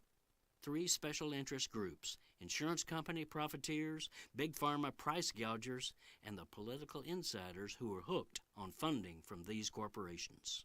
This is Jim Hightower saying, not only is it a pusillanimous fabrication to claim that the people oppose any changes stronger than corporate minimalism, it's also political folly. If the Democratic Party won't stand up for the transformative structural changes that America's middle and low-income majority clearly wants and needs, why would those people stand up for Democrats? As the 2016 presidential election taught us, a whole lot of the working class Democrats the party counts on won't. What do the corporate powers from Wall Street to Walmart have in common? They hate the Hightower Lowdown. You can see why at www.hightowerlowdown.org.